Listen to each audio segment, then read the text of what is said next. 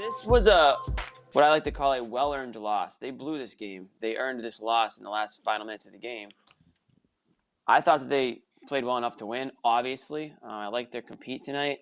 And just let Embiid take over down the stretch. And that sloppy inbound. I mean, I'm not going to blame the loss on Marcus Smart's inbounds, obviously, because they were down 3 at the time. But, man, you had a chance to tie that game up there at the end. And I didn't like that pass. I saw Tatum kind of waiting for the ball, and you had almost 4 seconds to get a shot off. I would have probably just done that, instead of the Hail Mary. Do the thing where you don't throw it into triple coverage. Yeah, sure. I would have probably not done that. It was like a bad football play. Jeez. Yeah. Like Brady.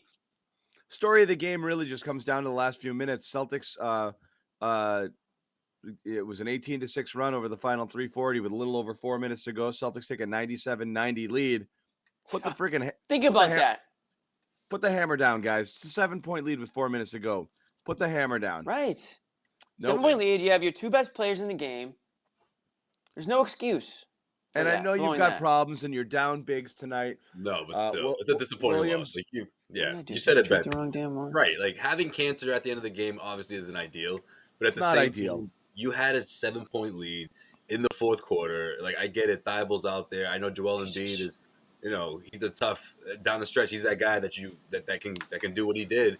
But still, like just the execution wise, it was just poor. And you look at it, an opportunity for someone like Peyton Pritchard, and it's like, come on, man! Like those are the games that Celtics usually win when the unsung hero comes up big down the stretch, a big 3. What was it? 3 straight possessions. He knocked down 3 shots. I mean, this is the kind of game we're looking for out of like a Neesmith or like a Romeo and Pritchard. You get it from Pritchard. You get it against a shorthanded Sixers team, and you don't capitalize, man. Like I don't know.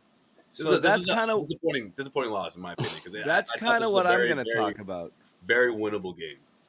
Yeah, totally. Pritchard didn't necessarily need to come out of that game. No, I didn't hate that. Yeah, Pritchard was great here. Wait, what are you alluding to? Are you saying someone to get Cantor out of that lineup, or what do you mean?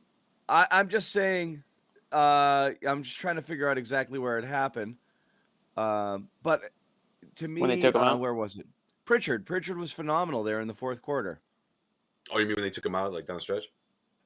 Yeah. What time did he come out there in the game? I want to say under 2 minutes after that run. He didn't finish the game for sure, right? No, he didn't finish the game. He didn't finish the game. Yeah. He came back in late. I'm trying to remember where he went out. They were playing great with him in there. Yeah, I think I almost got it. Hold on. You're looking for the time he left the game? Langford came in with under 2 minutes to go. That's when he came out. Yeah.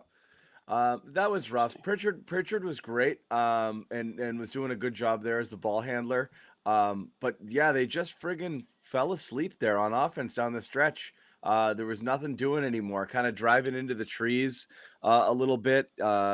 Just kind of ugly execution. I know people are saying hurt and this and that, and like, oh, if this guy played. I mean, the Sixers played with like 6 guys, like it was, it's pretty ugly. It's a pretty ugly game for both sides. Everyone's shorthanded down the stretch here.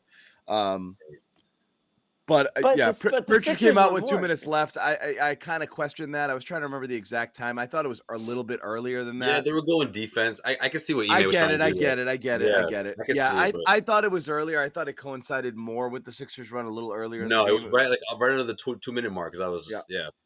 It was a tough spot. You want to go defense there, especially against this team. Danny Green, I mean, you got to give him credit. That was a huge 3. Like that one. But I know, but we talk about this. Like defense is good, but you're going to make defensive substitutions and then not play good defense and give up 18 points in the final 3.5 minutes. Then that was a bust of a substitution or whatever lineups you decided to play there. And Jimmy and I go over this over and over and over again, particularly with Bobby. Like offense and defense are the same thing in the sense that good offense is the same thing as good defense because it's all points. Like you give up 2 points, you prevent 2 points. Like not scoring is bad. It's the same thing as giving up baskets. So like, like when you just stop scoring, it's hard to win. You're just standing still, and the other team just runs by you. And then you're looking at the your clock. Defensive lineup, and you go and they give up an 18-6 run. Oh God, it kills me. Especially against these guys. Like, these are the ones that'll come up with huge stops down the stretch when they need it. That's exactly what happened. Like, man, the Thibault play, Danny Green, like, they could score in a hurry. And obviously they did, but I don't know. You look at the way the Celtics executed down the stretch offensively, and it's just like they were already shell-shocked from what happened. It was almost like I couldn't see them executing, especially when you needed it to be you needed that last play down the stretch, and then all of a sudden it's a 4-point game, 2-possession game, and you just thought they were defeated with no timeouts. Yeah. 30 from Brown tonight. Is that a real 30, John? Or are you still disappointed in No. He's just sloppy. I mean, he still can do things. I mean, the shot started falling a little bit more in the second half. He's still going to the basket. The handle is like really, really, really sloppy right now. And he's doing that thing where he kind of drives into nowhere and hopes for the best. And just kind of jumps, and then either there's a person in his way, or he scores, or he tries to turn it, or he turns it over. He's definitely got a few of those things. So I'm not down. I mean, without him, they would have been doomed tonight. They needed his offense. Right. Yeah. No, it's good to see him. It's good to see him being more aggressive. I mean, I'm always looking to see if he's like favoring the hamstring or anything. I don't really see that out there. I mean, I know like you said, the ball handling and some sloppiness, but that's kind of always been part of his game. I mean, he's never been I know he's become a much better ball handler than he was when he entered the NBA, but it's never been a strong part of his game. So maybe that's something that's going to come back again at another point. But yeah, I don't know. To me, it comes down to execution down the stretch and lack of execution. You're at home. I don't care how sure-handed you are. You've got Tatum and Brown out there, and you have a 7-point lead. Like you gotta close that one out. You just have to figure out a way to close that one out. Yeah, against Bobby, a rival. Yeah, Bobby, you're in there. We were lamenting. Hey, Bobby. Yeah. Hello. What do you got, kiddo? What's your first take? Yeah, it's gonna be Enes Kanter, right? That was Ime's takeaway. You hear slow rotations, and that's sort of pointing toward the big man there. They gave up a lot of shots off of Embiid, though. The extra pressure coming in, the Sixers swung the ball around. You can't be too mad at that. In fact, Ime, too, said he thought they guarded Embiid okay for most of this game, and those were some really tough shots he hit in crunch time there, 40 minutes into this game. So I'm not terribly down on this loss. I thought the defense was good for most of the game. I thought the offense was pretty good for 3.5 quarters, despite missing a ton of shots. The ball was whipping around. Tatum had a good assist game. Sloppy. The turnovers were certainly there, and I know you're going to get on Brown, John. But listen, it's process over results with these two guys right now, and we're really just trying to get a week or two into this first experiment with Brown on the ball in crunch time, making more plays. I like that they gave him that opportunity in a game like this, shorthanded, just kind of a – I don't want to call it a throwaway game, but just a wacky one where both teams are missing a bunch of guys. What? Listen, you're coming in here both lead in the fourth quarter. Late in the fourth. So would you rather Brown just never get that opportunity to run the offense down the stretch there? Like I think that's a good opportunity that they gave him. It didn't work, but you're seeing the highs and lows right now. And I'm liking a lot of the stuff Brown's doing on the ball the last week or two here. Listen, it's not high level stuff. I'm not saying he's Chris Paul, but if they have a goal to make him more of a playmaker, they have to give him the opportunity to do it, and they did here tonight. I don't need Jaylen Brown to be the primary ball handler playmaker. Yeah, why are we doing this thing where why do we need that? I don't know. And we try to completely change I think what Bobby's it. trying to say. We try to do it with Kemba Walker. No, I think what Bobby's trying to say was the way that they were defending Tatum. It made things hard for him, right? And what do you have, like 5 turnovers in this one? Or, he had 6, yeah. 6, right? So I can see you coming with that. Like I thought it freed up Jaylen a lot for him to drop a quiet 30, as Jimmy was alluding to earlier. Yeah, and a lot of times on the ball, he's going to be looking for his own shot, which is fine. Right. It got a little messy there. That last turnover, I think it was a 1-possession game at that point where he slid his foot on the travel. That one was really rough. That was a killer. The other one, he just kind of got stripped. The game was getting away at that point. So both of them a little messy on the ball. I thought they got guys involved, though, throughout most of this one. Both of them had decent scoring games against a tough defensive combo with Thibault and Embiid in the middle, 4 blocks. This is a team you really can't get downhill against. So listen, I'm not. It was a tough collapse for sure. You had a pretty commanding lead late in this one, but the best player on the floor came out and hit 3 ginormous shots and sunk a bunch of free throws just going at your guy inside down the stretch. There's really not much you could have done about that. Maybe convert more on the offensive end, but it still would have been close down the stretch. Right. I think we lost. What about Bobby? What about your guy Pritchard not getting the call late in the game? Which one was that? No, he means the fact that they didn't. They sat him. Oh yeah.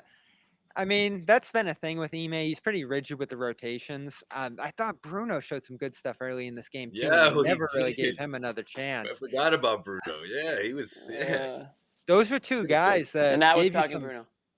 That gave you some real solid minutes off the bench in this 57? one. Listen, didn't they do that with Josh Richardson last game? He got going. You insert him in the rotation down the stretch there and let him keep rolling. And Pritchard was red hot, not only on offense to start the fourth quarter, hit those 2 big shots in the lane, dueling with Curry there, but he forced 4 turnovers on Joel Embiid. Help defense, passing lane. See, he was everywhere. Bobby, if it isn't Joel Embiid, then maybe you see Bruno out there for a couple possessions. No, I'm not worried about Bruno. I'm talking about Pritchard. Pritchard should have stayed in the game. Pritchard should have stayed in the game. Was my takeaway, Bobby. I was curious if you were going to go there. That's why I was asking. Well, I pulled it out of him. Yeah. See, I can take it or leave it with that one, because at the end of the day, it was Embiid that you had to slow down. Or he was the catalyst, though. He was doing everything for you at that time. I think you need to lock down defensively, but at the same time, with who? Cantor? But that's the thing. I'm not going to trot out. Well, no, I thought what Bobby was trying to say was that with Bruno, that he had 3 consecutive stops, and then he was gone. We didn't see him at all in the second half. So if it's not someone, if it's not Joel Embiid, then maybe you see Bruno out there a little bit, but not the rotations. Not the 2 minute mark. The rotations were too rigid for a night where you really don't know what you had at all. Now I'm not saying they should have went to Justin Jackson. No, you got to play the hot hand. You got to play the hot hand. you saw some really good stuff from Pritchard, and he held his own defensively. The defense was more impressive than the offense, which was a reason more than any other to keep rolling with that guy. Schroeder was awful in this one. I know he was a game-time decision, but he was just a complete no-show. You should have funneled more of those minutes to Pritchard the way it was going. And right now, that was it. Schroeder's not right. He looks banged up. He doesn't look himself. Yeah, but when Pritchard got going, was going you didn't great. see Schroeder anymore, though. So. You didn't. Yeah. That's true. You saw a mix of Langford, Neesmith midway through the fourth quarter. They were okay. I thought overall the young guys gave you some good stuff in this one, and that was headlined by Pritchard. I just wish he could have found his way out there in crunch time, especially as a ball handler. This is where I think they've missed Pritchard so much. Is he a great facilitator, awesome passer? Certainly, he cannot run the pick and roll yet at this point in his career, but he's a good ball handler. He secures the rock on the ball and spreads it around to guys. I mean, listen, that big 3 by Brown, I think was the last big shot that the Celtics made in this game. Tatum going behind the back, Pritchard making the extra pass to Brown in that left corner. Pritchard's a ball mover. He gets the ball to different spots on the floor and finds guys from there. And I thought that's where he helped you most early last season. And they've missed it so much throughout much of this year, not having him out there, because it's the opposite of Schroeder, right? Schroeder's dribbling, rolling around, looking for his shot. Pritchard's just going to pop the ball, get in the lane, and just pass it to a guy. And he just constantly keeps the ball moving. Whatever it was you got out of Pritchard last year, you were seeing the best of it tonight, Yep. And so that's what bugs me. And I know it's only 2 minutes, and at that point it was a 2-point game. I just don't get it. And again, Bobby, I didn't take a shot at you. I might have taken a shot at you. Yeah, it was a jab. Maybe. Not really, but I'd say you and I talk about this all the time. He can't play defense. I'm like, I don't care if he can play offense. It's the same thing. Like, see, you score 4 more points there down the stretch, or you keep them from getting bucket. Like, it's the same thing as keeping people from getting buckets. I don't know what was gained with Romeo in there for Pritchard at that 2-minute mark, and then putting Marcus back on the ball. Like, it just didn't make sense there, because Pritchard was a catalyst for your offense at that time, and he wasn't killing you. It's not like it's not an Isaiah Thomas situation that they're hunting him on defense, No, and you could hide him so easily. The Sixers He's much easier to hide. Yeah. Sixers had 3 scorers in this one. You only had to worry about 3 guys. Bingo. So he can float. The whole game long. Put him on Thibault, yeah. It didn't matter. You didn't have to worry unless they started posting up. But I mean, again, that's about it.